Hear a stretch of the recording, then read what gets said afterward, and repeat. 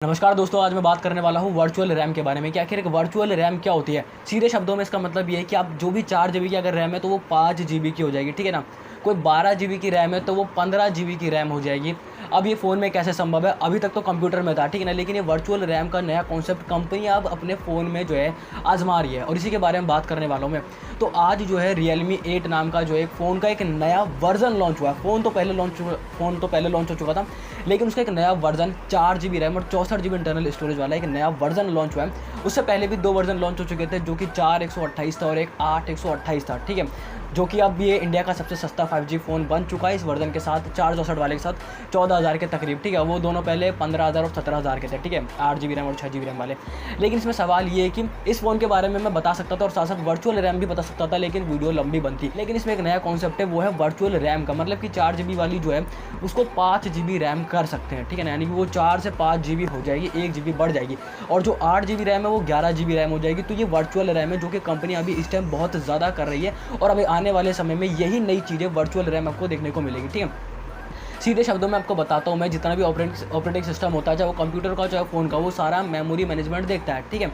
और साथ साथ आप लोगों को पता होगा जो रैम मिलती है, चाहे अब तो खैर सभी फ़ोनों में ज़्यादा रैम मिलती है, 6 जीबी रैम तक, 8 जीबी रैम और उससे ज़्यादा रैम भी आप देखने को मिल जाती है आराम से, ठीक है। अब लेकिन सवाल ये आता है कि अगर 8 जीबी कोई रैम है तो वो कम पड़ती है क्या? वो कम पड़ जाती है। वो इसलिए कि जो बहुत ज़्यादा गेम खेलता है, और एक चीज़ आपको पता होगा अभी इस टाइम ऐप और फाइल सबके साइज़ बहुत ज़्यादा हो चुके हैं, ठीक है। बहुत मेमोरी को वो खाता है, उसके लिए ज़्यादा रैम भी चाहिए। जो ज़्यादा मल्टीटास्किंग करता है, बहुत सारे एक साथ चीज़ें चलाता है, उसमें होता क्या है कि रैम को ज़्यादा काम करना पड़ता है, ठीक है। और कई बार क्या होता है, फ़ोन हैंग करने लगता है जब रैम पे लोड ज़्यादा पड़ जाता है, क्योंकि मैंने जैसा बताया कि अब सारे ऐप जो है वो भारी हो चुके हैं, ज़्यादा वजन वाले हो चुके हैं, ज़्यादा उनका फाइल साइज़ हो चुका है। लेकिन इसीलिए आपको साथ साथ स्टोरेज भी देखने को मिल रही होगी। कई फ़ोनों में स्टोरेज बहुत ज़्यादा होती है, ठीक है, जैसे कि 64 जीबी की तो देखने को मिल जाती है, 128 जीबी, 256 जीबी, 512 जीबी भी ऐसे इंटरनल स्टोरेज आपको देखने को मिल जाती है। अब ये इंटरनल स्टोरेज जो है सेम रैम, वो रैम के लिए काम करेगा, एक टेम्पररी मेमोरी के लिए। फिक्स्ड नहीं है, ये टेम्पररी मेमोरी है, ठीक है, अस्थायी तरीके से आप समझ सकते हो, अस्थायी मेमोरी है, ठीक है।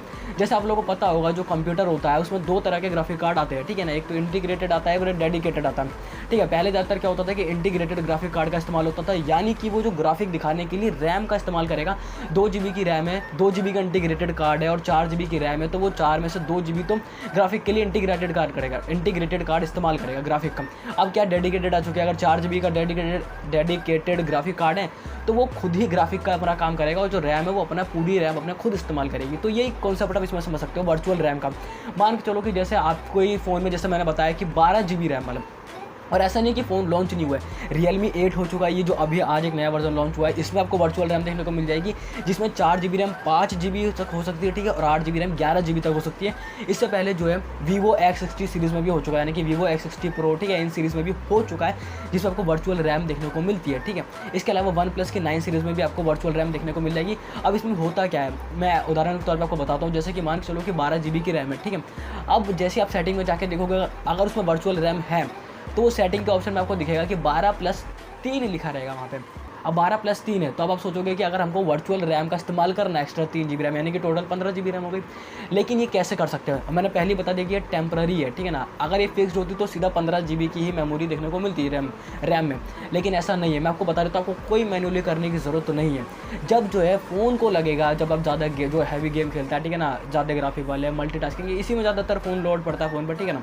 तो अगर फ़ोन को लगेगा कि हाँ रैम का लोड बढ़ चुका है, मतलब रैम जो है वज़न नहीं उठा पा रही, तो वो करेगा क्या कि जो आपकी स्टोरेज होगी ना फ़ोन की, मान के चलो कि 64 जीबी की इंटरनल स्टोरेज और 12+3 रैम है, यानी कि 3 जीबी एक्स्ट्रा हो गई 12 जीबी से, और 64 जीबी की इंटरनल स्टोरेज है, वो क्या करेगा, 64 जीबी से जो है 3 जीबी ले लेगा कुछ देर के लिए। मैंने बोला टेम्पररी है, कुछ देर के लिए 64 जीबी से 3 जीबी रैम ले लेगा और जो है 12 जीबी वाले को दे देगा कि ठीक है भाई, अभी तुम संभालो अपना काम, अभी अगर ज़्यादा लोड है तो इस 3 जीबी का भी इस्तेमाल करो, ठीक है, 3 जीबी का इस्तेमाल करो, जब हो जाए तो वापस स्टोरेज में चले जाएगा।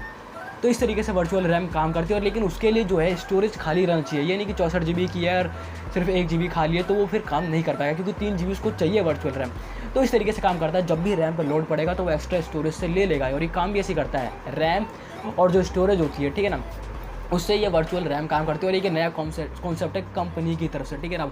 इसी तरीके से तो फ़ोन को नया बनाना ही है और नए नए तरीके उसमें इस्तेमाल करना ही है, चाहे वो कैमरे को बहुत ज़्यादा बढ़ाना हो, आपने देखा होगा 108 मेगापिक्सल 200 मेगापिक्सल के लिए सैमसंग ने बात करी थी, ठीक है ना। मतलब बहुत हाई तक कैमरे को लेके जाना है, प्रोसेसर एकदम हाई तक लेके जाना है, रैम भी हाई तक लेके जाना है। अभी वर्चुअल रैम जो है मार्केट में जो है लोगों को बहुत ज़्यादा जो है अपनी तरफ खींचेगी फ़ोन लेने के लिए। और अभी इस टाइम ज़्यादा इस्तेमाल नहीं किया गया इस वर्चुअल रैम का। बस वीवो की X60 हो गई, OnePlus 9 सीरीज और Realme 8 में आपको वर्चुअल रैम देखने को मिलेगा, जो कि स्टोरेज से रैम को बढ़ा लेगा जब भी रैम पे लोड पड़ेगा। सीधे शब्दों में बस यही है वर्चुअल रैम का।